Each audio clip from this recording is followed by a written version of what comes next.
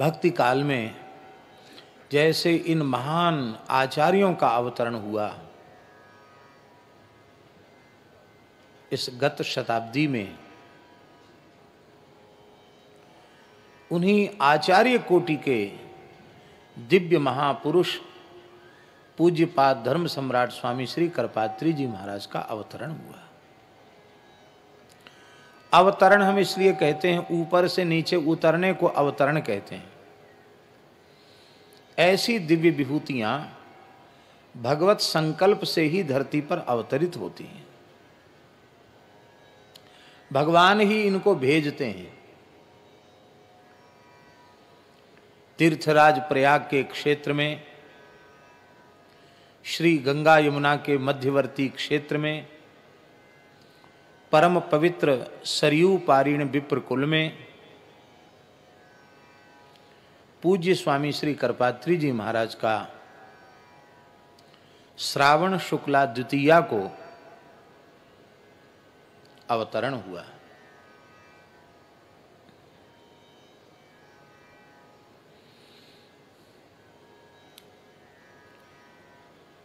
एक तो होते हैं जन्म सिद्ध, एक होते हैं साधन सिद्ध। पूज्य स्वामी जी का साधन भी बहुत उच्च कोटि का था, किंतु जो अवस्था उन्हें प्राप्त हुई वह अवस्था केवल साधन से संभव नहीं है। वो जन्मांतरीय विशिष्ट संस्कार के बिना वो संभव नहीं हो सकता। इसलिए लगता है कि वे साधन में तो क्या कहना है, उनके जैसे वे ही थे। वस्तुतः जन्म सिद्ध ही थे।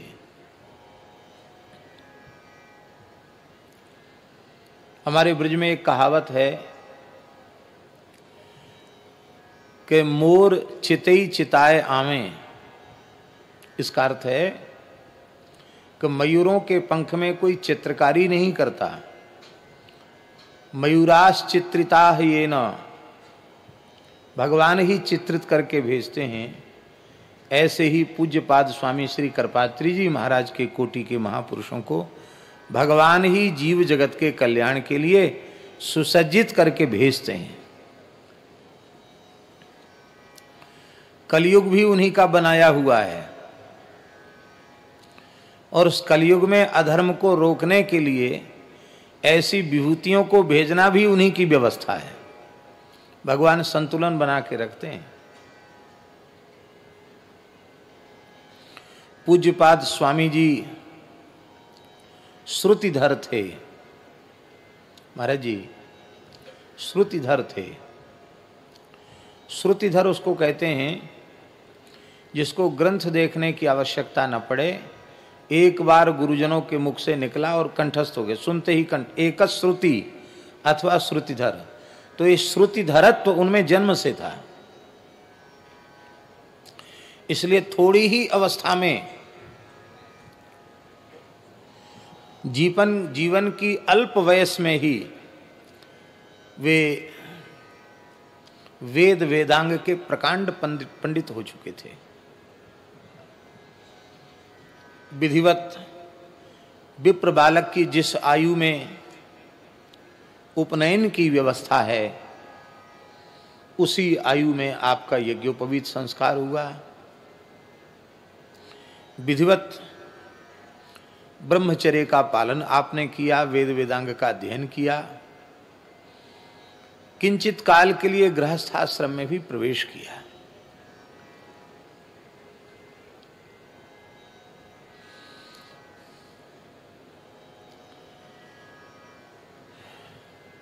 थोड़े समय के लिए एक पुत्री का जन्म भी हुआ, लेकिन सहधर्मणी भगवत इच्छा से दिवंगत हुई। और तीव्र वैराग्य तो आप में जन्म से ही था, आरंभ से ही था। मातृदेवो भव, पितृदेवो भव, आचार्य देवो भव, इस भगवान वेद की आज्ञा का श्रद्धा पूर्वक पालन करने के विचार से ही उन्होंने न इच्छा होते हुए भी किंचित काल के लिए गृहस्थ आश्रम में प्रवेश किया था। किंतु यह एक घटना ऐसी घट गई कि वैराग्य तो आपके मन में तीव्र था ही, और तीव्र हो गया वैराग्य, और आप कर्मकांड की सारी विधि का संपादन करने के पश्चात सब कुछ त्याग कर परम विरक्त भाव से गृह त्याग करके वे चल पड़े और पैदल विचरण करते हुए नरवर पधारे। नरवर में उस समय गायत्री के परम उपासक, महान गोभक्त, गौ ब्राह्मण और वेद के प्रति अगाध श्रद्धा रखने वाले गायत्री के सिद्ध उपासक ब्रह्मर्षि पूज्यपाद श्री जीवन दत्त जी ब्रह्मचारी जी का सानिध्य कुछ काल के लिए प्राप्त किया। उस काल में देश के शीर्षस्थ विद्वान पूज्य ब्रह्मचारी जी की सन्निधि में थे, पर स्वामी जी कभी पुस्तक लेकर पढ़ते नहीं दिखाई पड़ते, क्योंकि वे ब्रह्मचारी वेश में थे, यज्ञोपवीतधारी थे। उस समय त्रिकाल संध्या, गायत्री का जप और गौ माता की सेवा आश्रम में ब्रह्मचारी को करना चाहिए, तो गौ सेवा, और बस सुन लेते थे। गुरुजन जो उनकी चर्चा होती उसको सुन लेते थे, सुनने से ही उनको सब उपस्थित हो जाता था। बाद में ज्योतिष पीठाधीश्वर ब्रह्मविद वरिष्ठ महान सिद्ध योगी, जिन्हें अनेक अलौकिक सिद्धियां प्राप्त थी, वे भी एक बहुत उच्च कोटि के दिव्य महापुरुष थे, श्रीमद् स्वामी ब्रह्मानंद सरस्वती जी महाराज। उनसे आपने सन्यास दीक्षा प्राप्त की, दंड सन्यास प्राप्त किया, और आपका नाम श्री स्वामी हरिहरानंद सरस्वती, यह आपका नाम हुआ।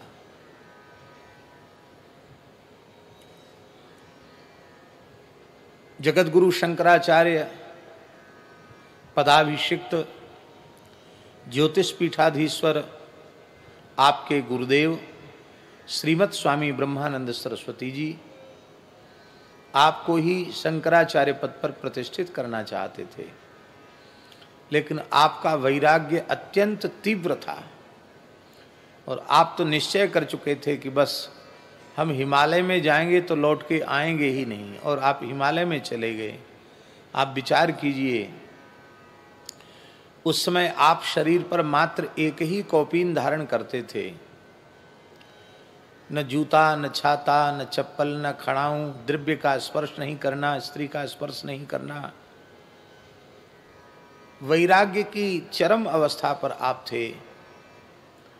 भला ऐसी अंतर्मुखी वृत्ति वाले तीव्र वैराग्य से संपन्न महापुरुष, वे भले ही कोई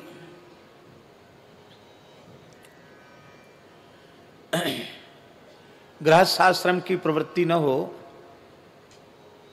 धर्माचार्यों वाली प्रवृत्ति ही क्यों न हो, पर उनके तीव्र वैराग्य के अनुरूप वह वृत्ति नहीं थी, क्योंकि इसमें समाज में आना पड़ेगा, जनता के बीच में आना पड़ेगा, और आप जन संपर्क से सर्वथा शून्य रहना चाहते थे। और एक दिन आप हिमालय में समाधि में चले गए। उस समय उन्हें स्पष्ट भगवान की वाणी सुनाई पड़ी, आकाशवाणी सुनाई पड़ी, ब्रह्मवाणी सुनाई पड़ी कि आंख मूंद कर समाधि लगाने के लिए आप नहीं आए हो, गोवंश पर अत्याचार हो रहा है, धर्म का क्षय हो रहा है, तुम अपने कर्तव्य का पालन करो। भगवान की आज्ञा से आप इस कर्म में प्रवृत्त हुए, वहां से नीचे उतर आए। और इसी कारण से उन्होंने अपने गुरुजी से विनम्रता पूर्वक कहा कि हमें सब कुछ करना पड़ेगा, तो हमको आचार्य पद से बांधिए मत।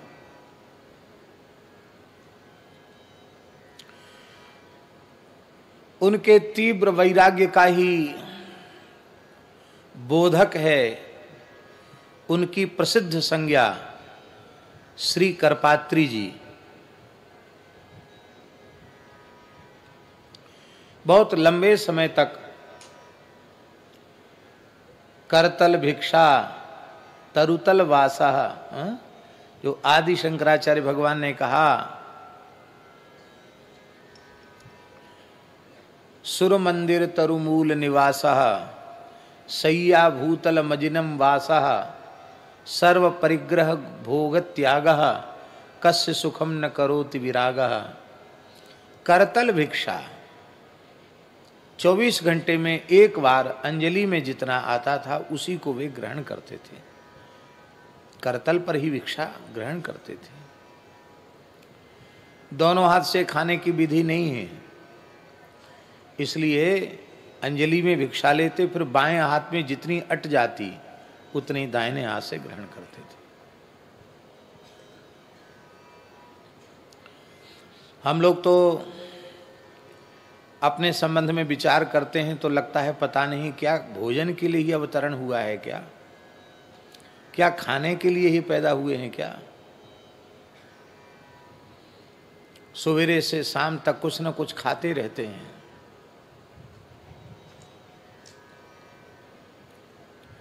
स्मृतियों में स्पष्ट लिखा है, अष्टौ ग्रासा मुनेर ग्राह्याः, मुनिवृत्ति से रहने वाले साधु सन्यासी विरक्त, उन्हें 24 घंटे में 8 ग्रास ही भोजन करना चाहिए। वो 8 ग्रास में बुद्धि नहीं लगानी भरतदास जी कि एक रोटी का 1 ग्रास मानेंगे 8 रोटी हो जाएगा बढ़िया, ऐसा नहीं। उसमें प्रमाण है, पके हुए जामुन के फल के समान अथवा आमलक के समान, आंवले के समान ग्रास लेना है। आंवला मन इतना 1 ग्रास, तो पंच तो प्राणाहुति हो गई 3 ग्रास। और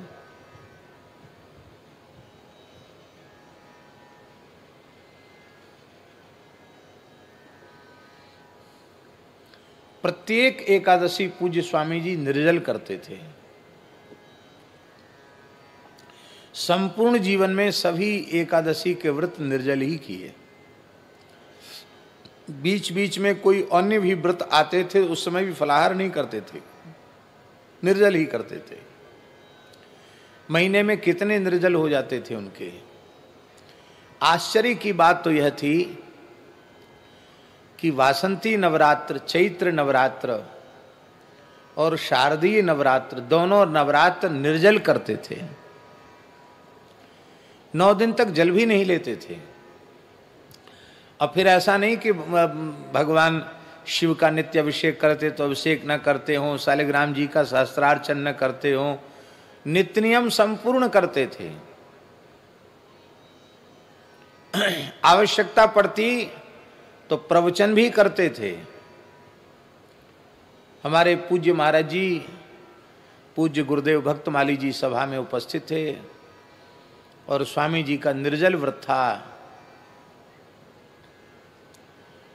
और स्वामी जी गोरक्षा के विषय में प्रवचन करते करते मंच पर ही मूर्छित हो गए, बेहोश हो गए। लोगों ने बहुत प्रार्थना की कि आप कुछ ले लीजिए, आपने स्वीकार नहीं किया। चैतन्य होने के बाद पुनः श्री राम जय राम जय जय राम, श्री राम जय राम जय जय राम, श्री राम जय जय राम। पुनः कीर्तन करके आपने प्रवचन आरंभ कर दिया। ऐसी अद्भुत अनुपम उनकी धर्मनिष्ठा, गोरक्षा, और उस काल में वे समझ चुके थे कि राजनीतिक विचारधारा के लोग, वे किसी भी दल के क्यों न हो, दूर दूर तक वैदिक सनातन धर्म के संबंध में जो सोच होनी चाहिए वे वह सोच इनके पास नहीं है, उस सोच का अभाव है। ऐसी स्थिति में हिंदू समाज किस पर विश्वास करे और गोरक्षा, धर्म रक्षा, राष्ट्र रक्षा किस प्रकार की विचारधारा को मानने वाले महानुभावों के द्वारा संपन्न होवे, उसके लिए उन्हें आवश्यकता का अनुभव हुआ और उन्होंने श्री राम राज्य परिषद नाम से एक स्वतंत्र धर्म और सदाचार के विचारों से समझौता न करने वाली एक पार्टी को भी स्थापित किया। और उनके काल में विधायक सांसद भी चुन के आए। राजस्थान में तो सरकार ही बन गई राम राज्य परिषद की, राजस्थान में सरकार बन गई थी। लेकिन कहने में बड़ी पीड़ा हो रही है कि उनका नाम श्रवण करके उनका दर्शन करने में तो बड़ी संख्या में लोग उपस्थित होते थे, लेकिन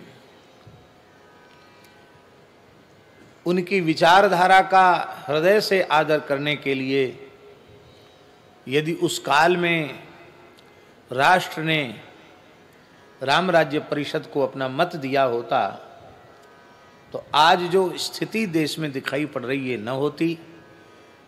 न जाने कब तक, कब का भारतवर्ष गोवध के कलंक से विमुक्त हो गया होता। लेकिन आज इतने लंबे समय के व्यतीत होने के बाद भी ये देश जब अपने आजादी के 75 वर्ष का उत्सव, अमृत महोत्सव मना रहा है, उस काल में भी निरपराध विश्व जननी, विश्वधात्री, जगदम्बा, पिंड ब्रह्मांड के पोषण की मूल,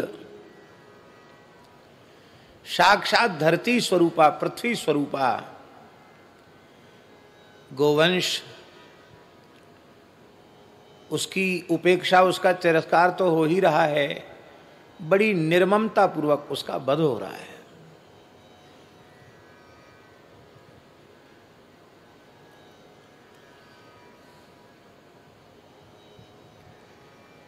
कितने अत्याचार नहीं सहे उन्होंने गोरक्षा के लिए। आप विचार करें, जिस काल में प्रचार प्रसार के इतने माध्यम नहीं थे, वर्तमान में जिसे सोशल मीडिया कहा जाता है वैसा नहीं था। अखबार ही एकमात्र विचारों के प्रचार प्रसार के साधन थे। मोबाइल तो था ही नहीं, टीवी थी नहीं। और उस काल में 1966 के गोरक्षा आंदोलन में लगभग 15 लाख लोग दिल्ली पहुंचे थे, जिनमें सर्वाधिक संख्या मध्य प्रदेश के लोगों की थी और दूसरे नंबर की संख्या राजस्थान की थी, और बाकी अन्य प्रांतों में से, सभी प्रांतों में से लोग आए थे, लेकिन विशेष संख्या मध्य प्रदेश और राजस्थान की थी। माताएं जिनकी गोद में दूध पीने वाले बच्चे थे, वे माताएं भी गई थी कि कोई बात नहीं, गोरक्षा के लिए हम अपने संतान के सहित बलिवेदी पर चढ़ जाएं तो हमें कोई परवाह नहीं है। और उस आंदोलन के कुचल देने के बाद आपने अपने सहयोगियों से कहा था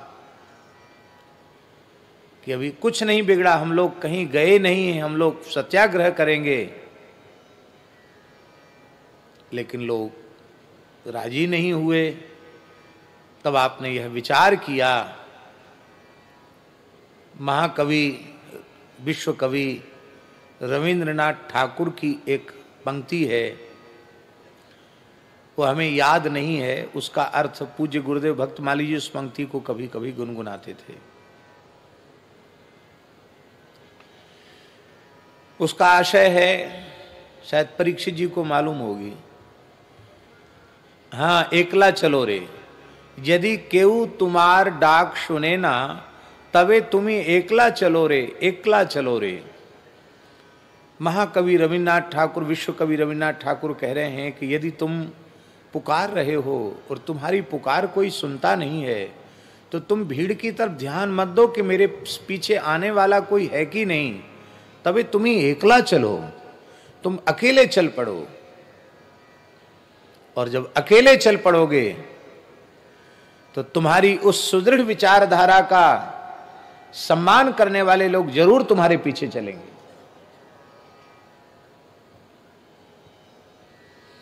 और स्वामी जी अपना दंड लेकर उठ खड़े हुए और कहा कि हम मानेंगे नहीं, आप चल पड़े। और जब आप उठकर खड़े हुए तो फिर जो उनके पद चिन्हों पर अत्यंत दृढ़ता पूर्वक चलने वाले विचारधारा के लोग थे, वे सबके सब उठ खड़े हुए। उसमें हमारे पूज्य गुरुदेव श्री भक्तमाली जी महाराज भी थे, क्योंकि पूज्य पाद स्वामी करपात्री जी ने ब्रज प्रदेश का गो भक्तों का नेतृत्व पूज्य महाराज जी को ही सौंपा था। उसका कारण यह था कि जिस समय पूज्य गुरुदेव वाराणसी में, काशी में अध्ययनरत थे, उसी समय से करपात्री जी से उनका प्रेम हो चुका था। सख्य, बहुत भारी प्रेम था। तब स्वामी जी आंदोलन में नहीं उतरे थे, तब की बात है। तो स्वाभाविक है फिर जहां अपने प्रेमी नेमी होते उन्हीं को काम सौंपा जाता है। महाराज जी को सौंपा गया था। हमारे ब्रज में गीता जयंती नहीं मनाई जाती थी, पूरे ब्रज में 84 कोस ब्रज में जिस दिन भगवत गीता जी का अवतरण हुआ उस दिन कोई गीता वीता की कोई जयंती नहीं, गीता जी की जयंती नहीं मनाई जाती। प्रवृत्ति नहीं थी लोगों की, और कोई गीता जी से विरोध नहीं था, विरोध था ऐसी बात नहीं है, प्रवृत्ति नहीं थी। और हमारे यहाँ तो लखी जिन लाल की मुस्कान, तिन्हि बिसरी वेद विधि जप जोग संयम ध्यान, नेम व्रत आचार पूजा पाठ गीता ज्ञान, रसिक भगवत दृग दई असी ऐंच के मुख म्यान। तो इस रसोपासना की भावना के उपासक ब्रज में अधिक होने से उनकी अपनी एक उपासना की पद्धति है, इसलिए उनकी प्रवृत्ति इस दिशा में नहीं थी। तो पूज्य गुरुदेव भक्तमाली जी ने स्वामी करपात्री जी से निवेदन किया कि ब्रज में गीता जयंती नहीं मनाई जाती है, आप इसका आरंभ कराइए, बड़े रूप में आरंभ होनी चाहिए। तो उन्होंने कहा कि ठीक है, आप अपने यहां मनाओ और हम आएंगे। तो गोवर्धन में लक्ष्मण मंदिर में 3 दिन विराजे पूज्य करपात्री जी महाराज, और गीता जी पर 3 दिन का उन्होंने प्रवचन किया।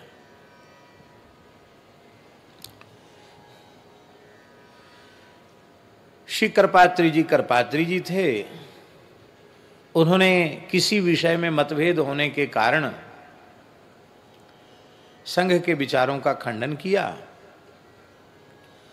और महाराज जी संघ से जुड़े हुए थे, और महाराज जी के जितने सहयोगी थे जो बहुत प्रचार प्रसार किए थे स्वामी जी के आने का, वो सब संघ से जुड़े हुए थे। तो स्वामी जी तो निर्भीक थे, जो उनके मन में आया वो बोलने लगे। तो जो कुम्हेरिया जी आदि जो सब संघ के उस समय सक्रिय कार्यकर्ता थे, वो सबको बड़ा खराब लगा, अरे ये क्या महात्मा बोल रहे हैं।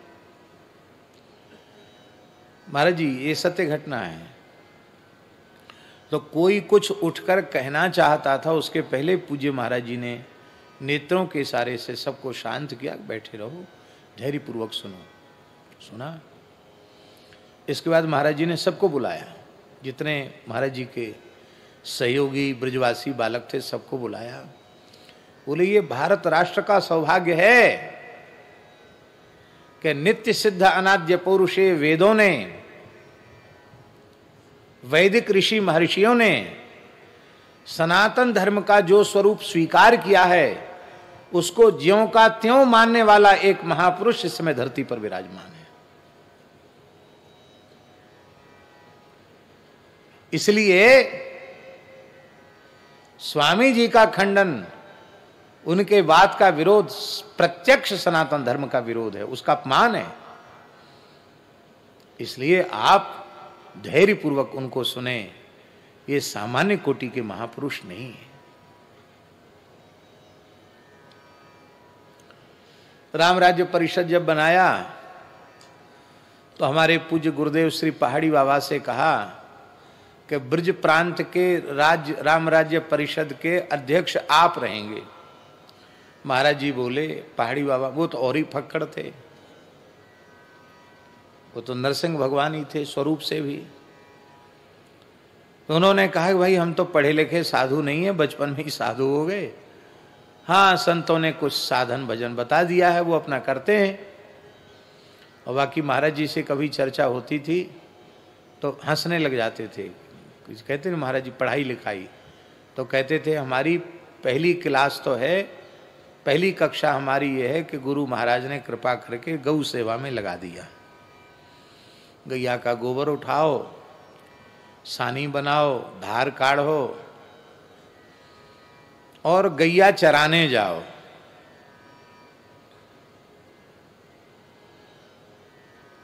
तो कहते हमने गैया चराई खाक चौक में, जमुनापल्ली पार ले जाते, जंगल में गैया चरा के लाते।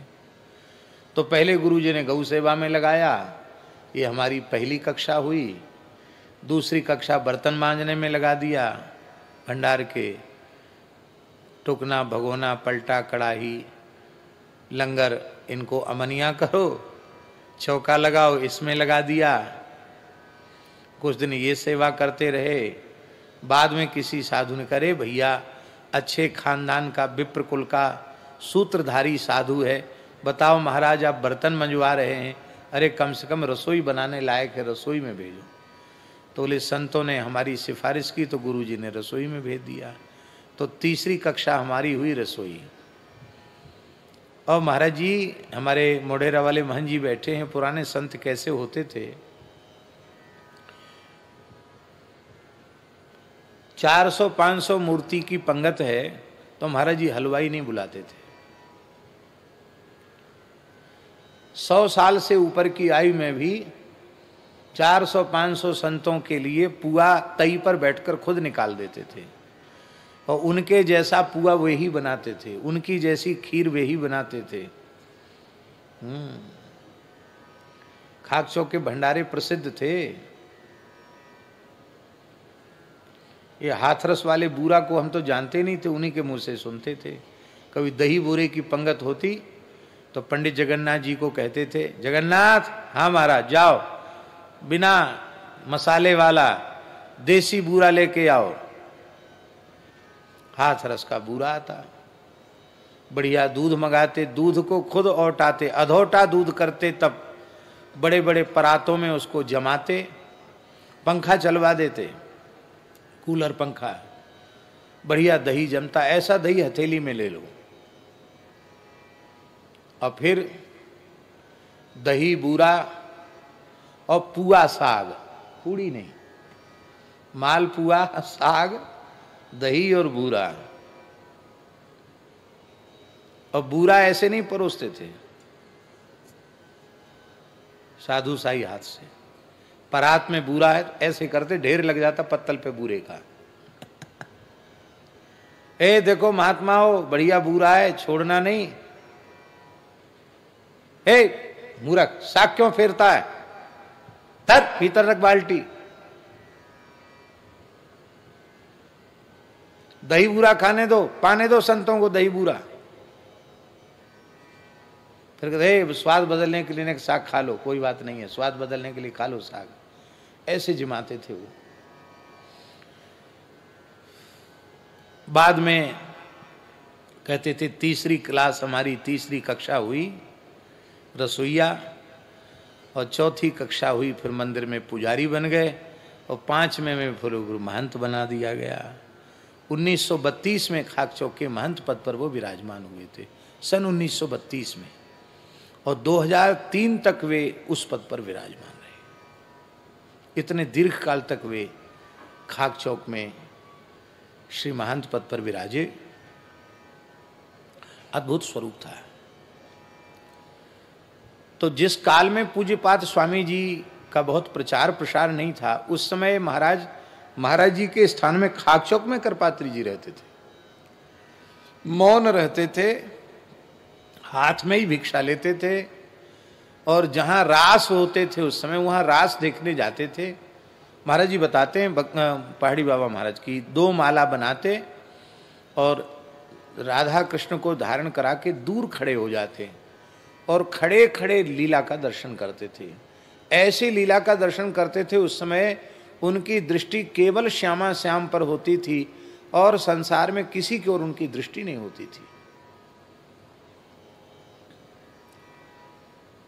तो बोले बहुत समय तक तो हम लोग यही समझते रहे कि महात्मा बहुत अच्छे हैं, भजनानंदी तपस्वी हैं, पढ़े लिखे तो नहीं होंगे, पढ़े लिखे जैसे दिखते ही नहीं, किसी प्रसंग में लगा के तो बड़े विद्वान हैं। तब सब संतों ने आग्रह किया कि महाराज आप कुछ प्रवचन करना जानते हैं तो हम लोग प्रवचन सुनाइए। तो स्वामी जी बहुत आग्रह करने पर राजी हो गए, बोले ठीक है सुना देंगे। तो क्या सुनना चाहते हैं? हमारे महाराज जी ने कहा कि यहाँ वृंदावन में रामचरितमानस की कथा दुर्लभ है, रामायण की कथा नहीं, उस समय नहीं होती थी, अब तो खूब होती है, खंड पाठ भी होते, उस समय नहीं होते थे। तो ले रामायण की कथा दुर्लभ है, आप रामायण पर कुछ प्रवचन कीजिए, रामचरितमानस पर। स्वामी जी ने स्वीकार कर लिया और वृंदावन में सबसे पहला प्रवचन स्वामी जी का मिर्जापुर वाली धर्मशाला में हुआ। सबसे बड़ी धर्मशाला पुरानी वही थी और वहाँ बहुत बड़ा चौक भी था, वहीं स्वामी जी का प्रवचन हुआ। और स्वामी जी ने 2 चौपाई अपने प्रवचन के विषय के रूप में रखी। जग पेखन तुम देखनि हारे, विधि हरि शंभु नचावन वारे, तेऊ न जानहि मरम तुम्हारा, और तुम्हीं को जाननि हारा। श्री राम तत्व का इन्होंने निरूपण किया। रोज 3 घंटे प्रवचन करते थे वो,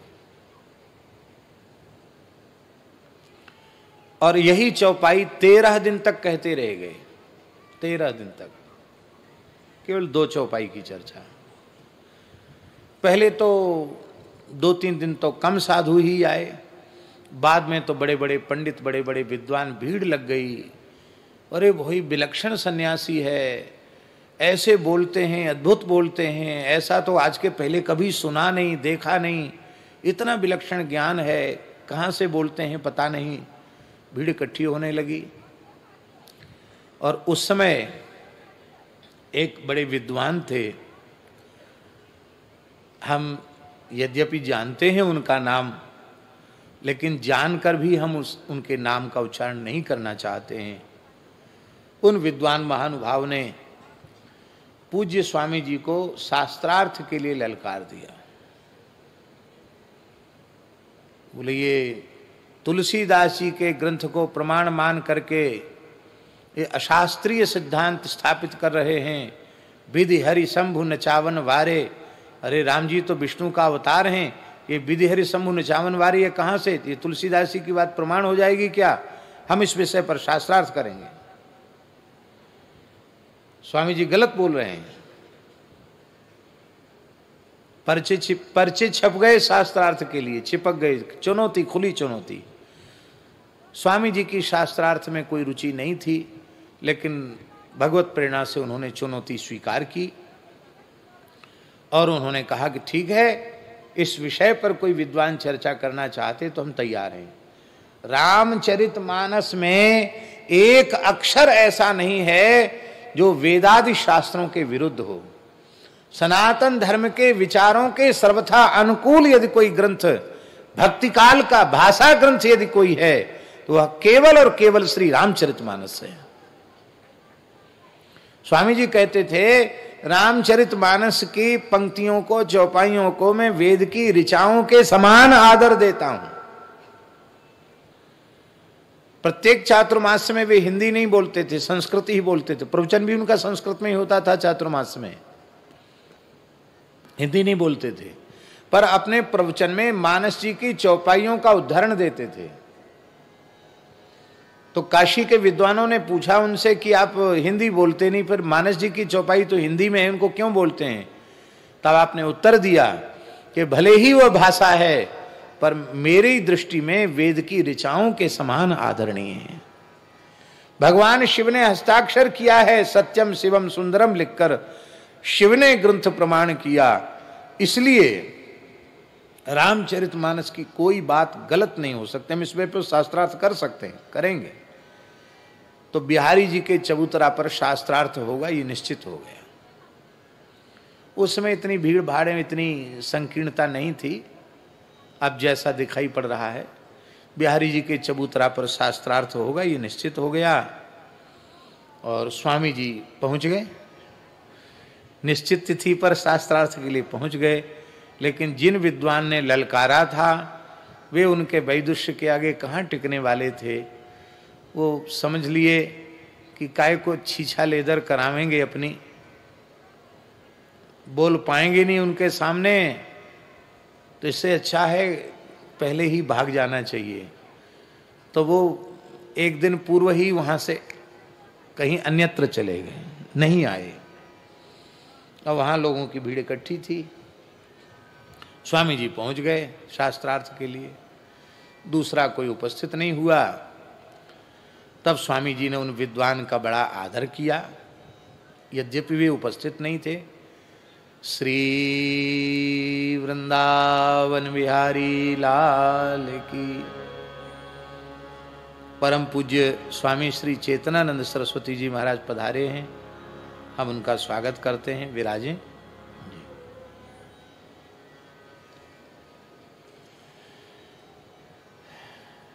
महाराज जी की कृपा करुणा ने सब संतों को बुला लिया। मेवाड़ मंडल के सिद्ध श्री ब्रह्मचारी जी भी पधारे हैं और आबू के सिद्ध संत पूज्य स्वामी जी भी पधारे, आबू से पैदल चल के पधारे। हम लोगों का सौभाग्य है। तो हम क्या कह रहे थे, याद दिलाओ हमको। हाँ, तो यद्यपि वे उपस्थित नहीं थे पर उन्होंने कहा कि देखो कम से कम एक विद्वान कोई ऐसे हुए तो सही जिन्होंने लोगों की भ्रांति को मिटाने के लिए ऐसा कहा। और उन्होंने पूर्व पक्ष उत्तर पक्ष दोनों रखे, क्योंकि वो तो उपस्थित थे नहीं, तो उनकी ओर से भी पूर्व पक्ष भी रखा और फिर सिद्धांत पक्ष उत्तर पक्ष भी रखा। और दोनों पक्ष रहकर अंत में उत्तर पक्ष की तो विजय होती ही है। फिर अपने पक्ष की विजय करके झंडा गाड़ दिया उन्होंने। करपात्री जी हल्ला मच गया। महाराज जी कहते उसके पहले लोग नहीं जानते थे, तब से प्रसिद्धि हो गई। और क्यों न हो, वेणु गीत में गोपियों ने कहा है, वृंदावनम सखी भुवो बितुनोति कीर्तिम। अरे सखियों, वृंदावन कीर्ति का विस्तार करता है। वृंदावन का आश्रय जिसने लिया उसकी कीर्ति का विस्तार हुआ। और फिर स्वामी जी की धर्म रक्षा, राष्ट्र रक्षा, इसको तो भला कौन नहीं जानता है। अपना संपूर्ण जीवन उन्होंने इसके लिए समर्पित किया। भक्ति उनके अंतःकरण में ऐसी थी। आज ही श्री मोहनदास जी, कहाँ गए मोहनदास जी? दिखाई नहीं पड़ रहा है, कहाँ भाग गए ये? अच्छा, वहाँ बैठे। आज ही श्री मोहनदास जी ने एक बड़ी सुंदर बात बताई। स्वामी करपात्री जी का संस्मरण, और उस संस्मरण के साक्षी हैं मोहनदास जी।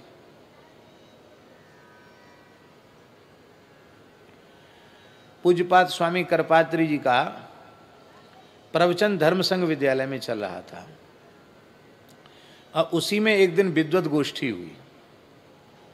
स्वामी जी विद्वानों का सर्वत्र आदर करते ही थे। तो विद्वत गोष्ठी में सबको बुलाया।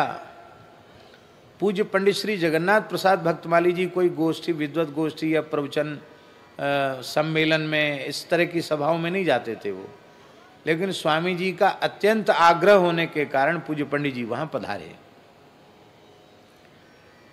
और अच्छे अच्छे विद्वान आए थे, काशी से भी आए थे और भी अन्यत्र, क्योंकि स्वामी जी को तो विद्वान घेरे रहते थे, वृंदावन के तो थे ही उस समय के अपने। तो पंडित जी महाराज को देख करके पूज्य स्वामी करपात्री जी ने कहा, भाई देखो शास्त्र चर्चा धर्म चर्चा बहुत हो गई है, ये वृंदावन भक्ति का धाम है, यहाँ कुछ भक्ति की चर्चा होनी चाहिए, और भक्ति की चर्चा, रस की चर्चा तो कोई भक्त ही करेगा। तो श्री भक्तमाली जी बैठे हैं, ये करेंगे चर्चा। पंडित जी महाराज से कहा,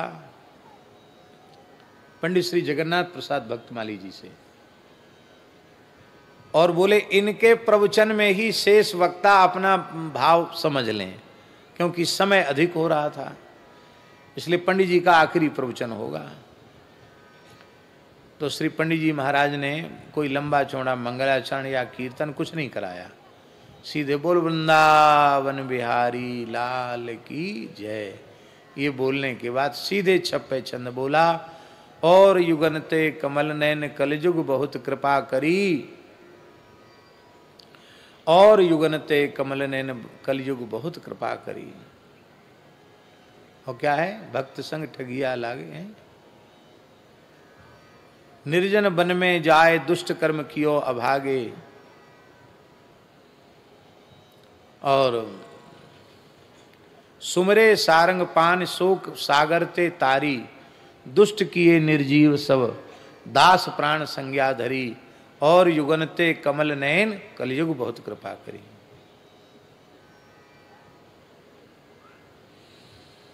इस चरित्र का स्मरण करते करते पंडित जी भाव विह्वल हो गए।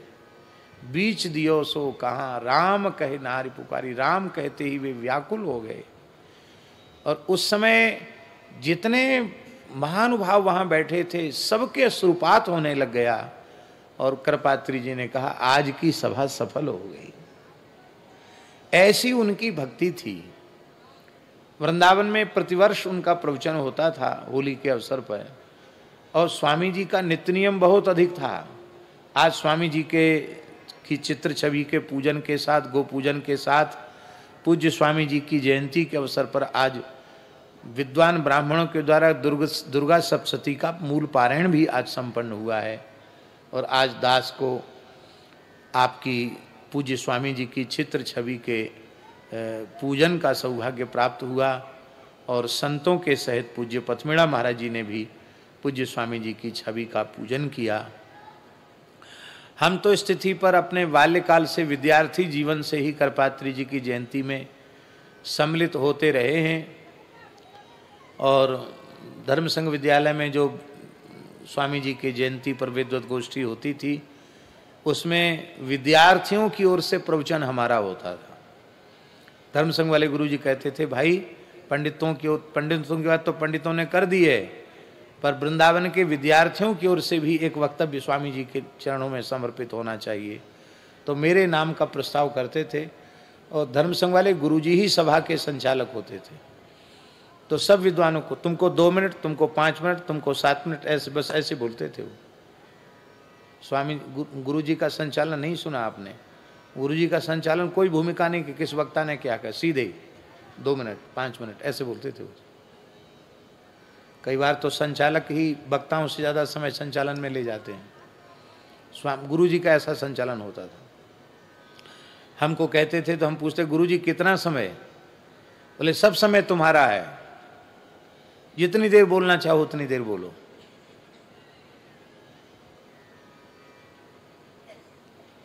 इतनी कृपा थी उनकी।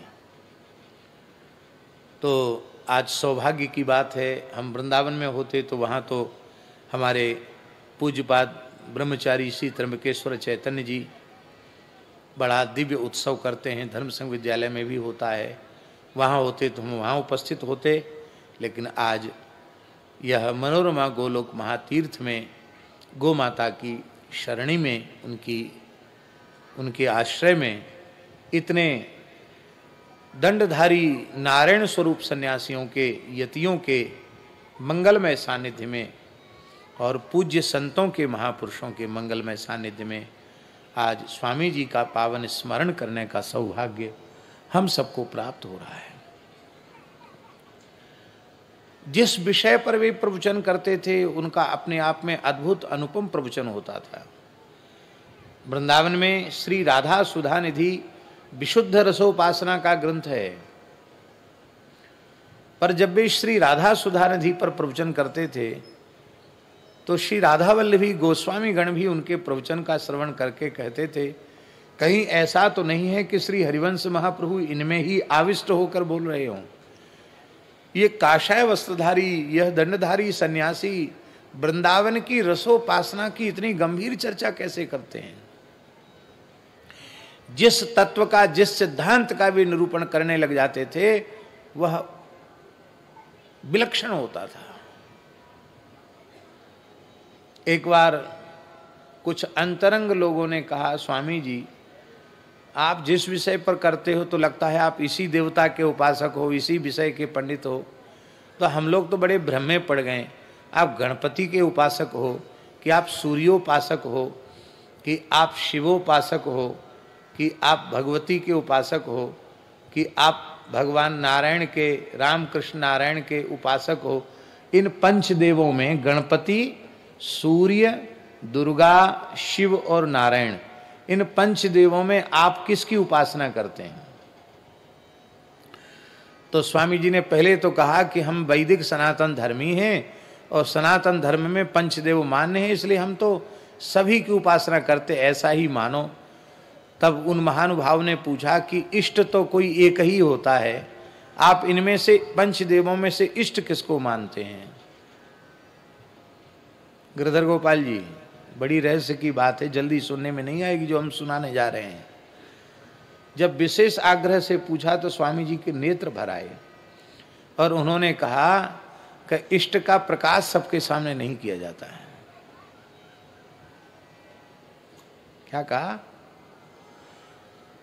जिसकी जैसी भावना हो वैसा वह विचार करे, इष्ट का प्रकाश सबके सामने नहीं किया जाता है। आजकल तो लोग प्रचार करते हैं कि हम तो उनके उपासक हैं, पर ये हमारा इष्ट कौन है ये सबके सामने कहने की चीज नहीं है।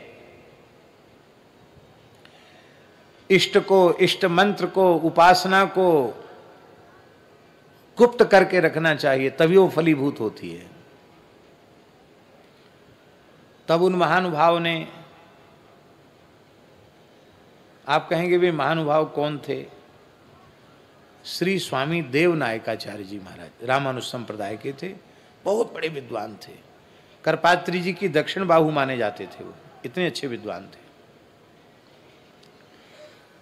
और करपात्री जी के बहुत निकट थे, इसलिए वो कुछ भी पूछ लेते थे उनसे। उन्होंने कहा कि नहीं, आपके जाने के बाद ये रहस्य रह जाएगा, आप हमको तो बताइए कम से कम आपकी उपासना क्या है। तो उन्होंने कहा कि तुम पंडित हो, हमारे मंगलाचरण पर और हमारे कीर्तन पर ध्यान नहीं दिया तुमने। बस इतना कहकर स्वामी जी भावुक हो गए। समझ में आई बात? नहीं आई समझ में?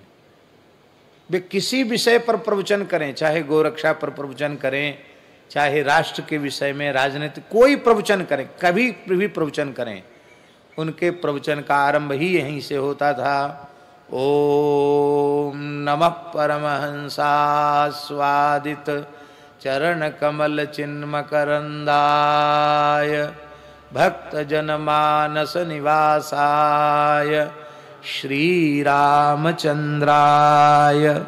बस यही उनका मंगलाचरण होता था प्रत्येक सभा में, और कीर्तन भी एक ही होता था, श्री राम जय जय राम, श्री राम जय जय राम, श्री राम जय जय राम। धर्म की अधर्म का प्राणियों में विश्व का गोवंश की गोवंश सुखी हो, गोवंश सुखी हो, गो माता की जय हो। हर हर महादेव। उन्होंने स्पष्ट कर दिया कि मेरे इष्ट श्री रघुनाथ जी ही हैं। राम जी को ही वे अपना इष्ट मानते थे और नित्य प्रति रामचरितमानस का पाठ करते थे। नित्य प्रति, प्रतिदिन रामचरितमानस का पाठ करते थे। बक्सर वाले महाराज जी उनके निकट पहुंचते थे तो कहते थे, मामा जी आप पुष्प वाटिका में श्री सीताराम जी के मिलन का प्रसंग सुनाइए। और पूज्य मामा जी के आग्रह पर बक्सर श्री सीताराम विवाह महोत्सव में भी पूज्यपाद स्वामी जी महाराज पधारे। उनके धर्म विषयक विचारों का पूर्ण निष्ठा से आदर करने वाले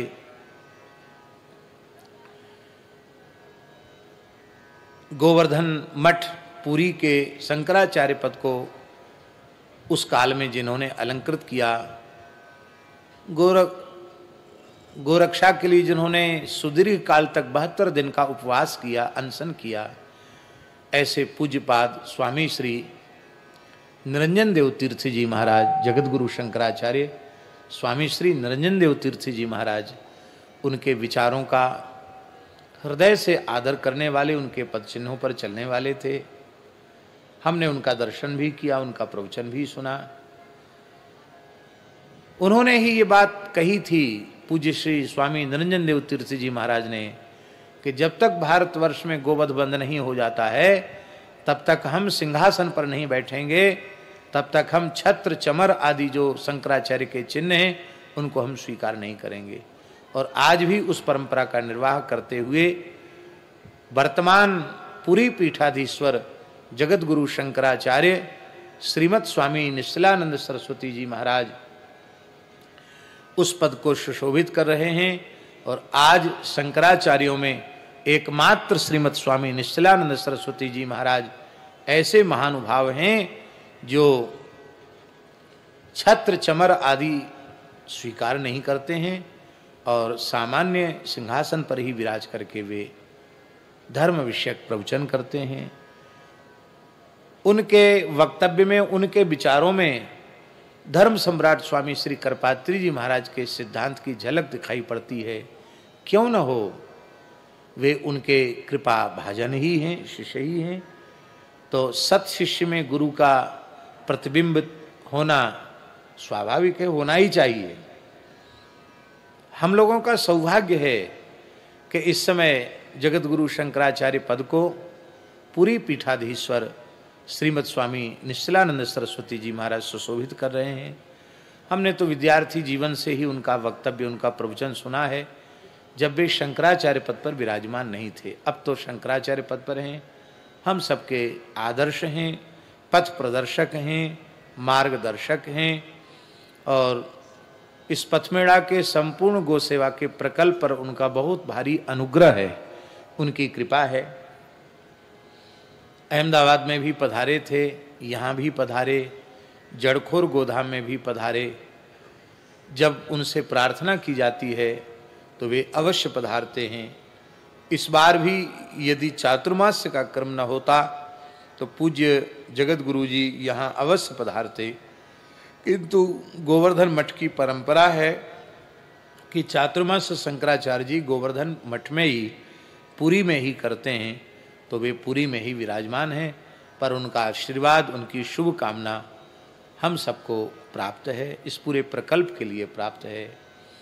तो चर्चाएं तो बहुत अनंत हैं, कितनी बात कहें स्वामी जी के संबंध में, कहते चले जाओ तो भी कोई उसकी सीमा नहीं है।